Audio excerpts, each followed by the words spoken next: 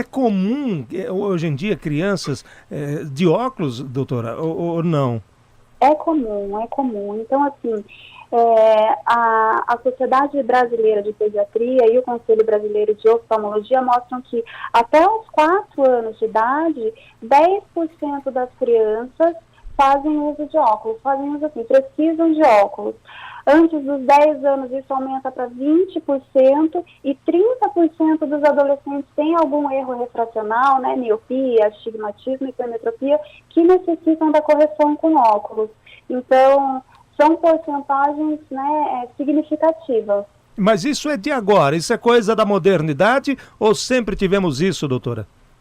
As duas coisas. Na verdade, assim, agora as pessoas, né, os pais, os pediatras estão mais conscientes do exame oftalmológico de rotina, então a gente acaba detectando muito mais precocemente do que antigamente, e também com as tecnologias, o uso excessivo de tablet, de celular, o uso excessivo dessas, né, tecnologias com o uso excessivo da visão para perto, faz com que as crianças desenvolvam mais miopia e isso que se torna cada vez mais frequente. A senhora falou aí em miopia. Quais são as alterações oculares mais frequentes, hein? Que os pais têm que ficar atentos e que dão mais trabalho para vocês, oftalmologistas?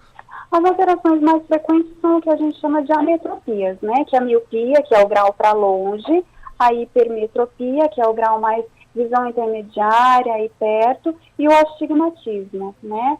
Outras alterações que os pais devem ficar atentos são estrabismo, que é o desvio dos olhos, alergias oculares, ambliopia, que é a visão preguiçosa, que muitas vezes a gente trata as crianças com tampão.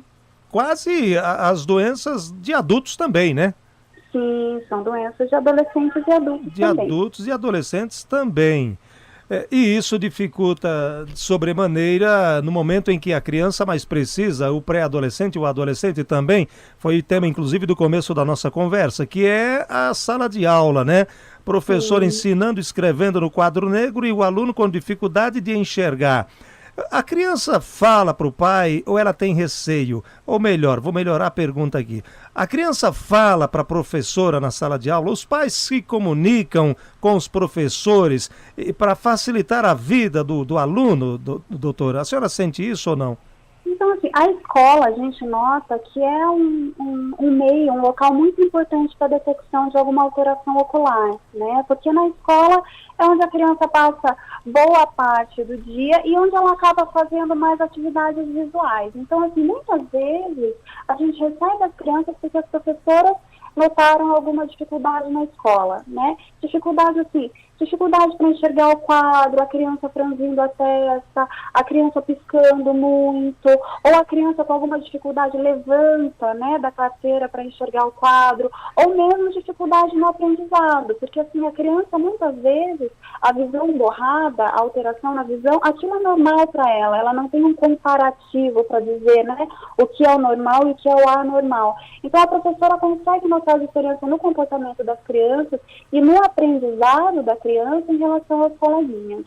A senhora falou agora há pouco aí das alterações oculares e a senhora falou em estrabismo, né? Foi isso que a senhora falou, né? Isso, Estrabismo, né? O estrabismo. que é o estrabismo? O que é uma criança estrábica, doutora? O estrabismo é o desvio ocular, é qualquer alteração no alinhamento dos olhos, né? Então, se os olhos estão desviados para dentro, para fora, ou existe algum desvio vertical, tem um olho mais para cima ou mais para baixo que o outro, isso a gente chama de estrabismo. E o estrabismo tem várias causas. Uma das causas, e que é uma causa muito importante em criança, é grau alto de hipermetropia, por exemplo. Os pais podem notar, né, a gente pode fazer o diagnóstico porque os pais podem notar desvio dos olhos. As crianças fazem tanto esforço para compensar esse grau alto de hipermetropia que acabam desenvolvendo um estrabismo convergente, ou seja, desviando os olhinhos para dentro. Então, assim, os pais notando que a criança eventualmente está fazendo desvio dos olhos, pode ser um sinal também de grau, de necessidade de Quer óculos. dizer, os pais têm que ficar atentos, né? Exatamente. Tem cura, tem solução o estrabismo? Como é que vocês trabalham para resolver o O problema? estrabismo tem cura, tem solução, então, assim, depende da causa, né? Então, assim, tem estrabismos que a gente consegue tratar com óculos, que é esse caso que eu falei, que são graus mais altos de hipermetropia. O óculos, É, o óculos corrige. O óculos pode corrigir alguns tipos de estrabismo, sim. Tem estrabismo que a gente tenta melhorar o controle de estrabismo com o uso de tampão, né? Existem estrabismos que a gente pode tentar melhorar o controle também com exercício ortótico, que é uma fisioterapia dos olhos.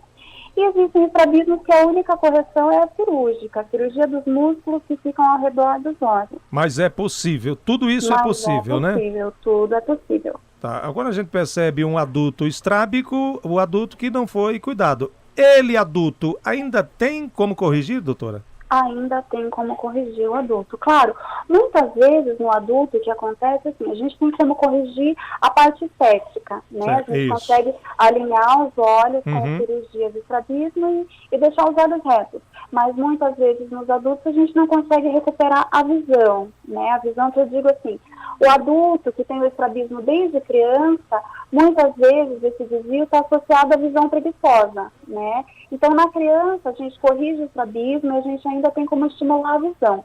No adulto, na grande maioria das vezes, essa correção é mais estética, mas existe como tratar e, em geral, nós temos muito bons resultados mesmo em adultos. Criançada voltando à escola agora, e a senhora falou aí sobre levar as crianças ao oftalmologista. Eu queria que a senhora repetisse, por gentileza, para os pais que não ouviram direito, de quanto em quanto tempo as crianças têm que ir ao oftalmologista, doutora?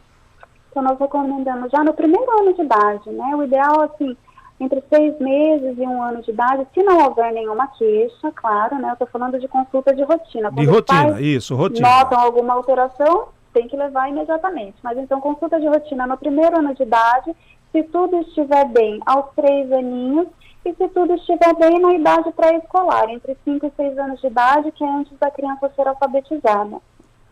Aí depois leva aos 3, depois entre 5 e 6, quando começa a ser alfabetizada. Exatamente. Quer dizer, aí o oftalmologista já vai perceber se está tudo certo ou se tem alguma coisa de errado, né? Sim. Muito bem. E agora, os pais, que também foi tema da nossa conversa aqui, tema inclusive da pauta, né? Que é essa volta às aulas. Os pais fiquem atentos ao desenvolvimento da criança na sala de aula, né, doutora? Sim, exatamente. Porque como a gente já conversou, qualquer alteração visual na criança pode repercutir no aprendizado, no desenvolvimento nela na escola, no desenvolvimento no convívio social da criança, né? Então, o desempenho escolar pode ser também um alerta, um mau desempenho escolar pode ser um alerta para alguma alteração nos olhos. A criança se queixando, para liberá-la, a criança se queixando de dor de cabeça com frequência, pode ser um sinal, pode ser um sintoma? Pode ser um sintoma, né? Então, assim, tem algumas ametropias, alguns graus, e mesmo alguns tipos de estrabismo que fazem com que a criança faça muito esforço visual, e isso pode causar dor de cabeça. Okay. Então, assim, dor de cabeça, claro, nem sempre a dor de cabeça, né, é sinônimo de alteração visual. Claro, mas dores de cabeça frequentes são um alerta e a criança deve passar por uma consulta oftalmológica.